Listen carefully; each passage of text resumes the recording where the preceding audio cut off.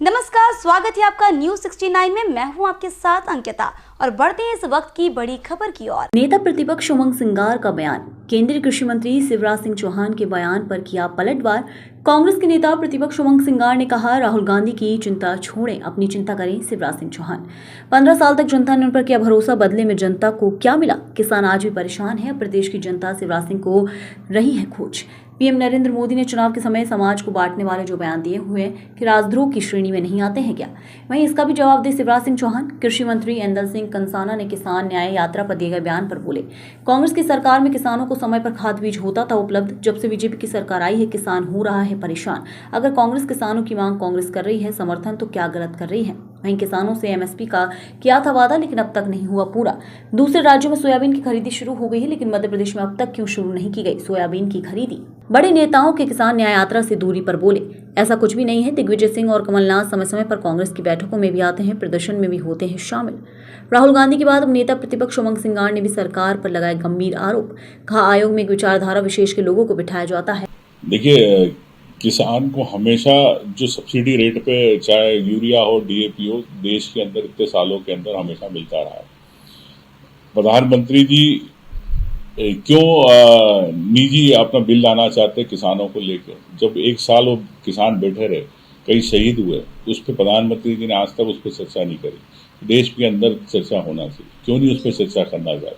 और रही आप अगर देश इसका किसान मजबूत करना है तो आप उसे समर्थन मूल्य में क्यों नहीं खरीदने की गारंटी देना चाहते? कांग्रेस की मांग है, आप कीजिए उसको।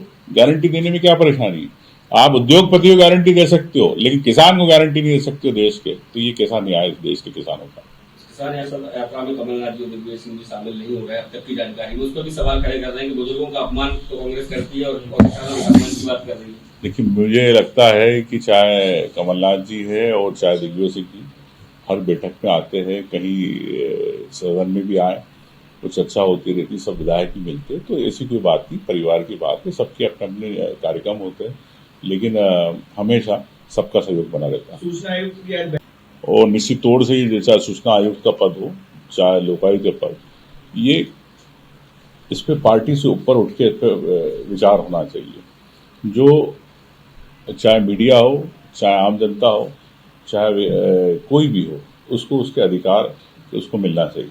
अगर आप उस पर भी अगर किसी पार्टी की विचारधारा के लोग बिठाएंगे तो निश्चित तौर से न्याय नहीं होगा प्रदेश की जनता के साथ। तो मेरा समझना है कि ऐसे लोगों को उस पर करना चाहिए जो निष्पक्ष रूप से सूचना आयुक्त का कार्य कर सकते हैं। जब से आयोग का गठन हुआ है आज तक पद पूरे नहीं भरे गए हैं, क्या वजह रह रही है? क्योंकि लगातार सूचना का क्या अधिकार मध्य प्रदेश में लोगों को है नहीं, क्योंकि इस पद में भरते भी नहीं, गिनती के 2 लोग बैठे। सरकार के इतने घोटाले है कि हर सूचना देने से सरकार घबराती है, उसे इसलिए सूचना आयुक्त के 10 पद नहीं भरना चाहती है सरकार। अगर सरकार चाहती है कि निष्पक्ष पारदर्शी के साथ जनता के लिए काम करे, जनता के पैसे का उपयोग सही हो, तो सूचना आयुक्त के 10 पद पूरे भरने चाहिए।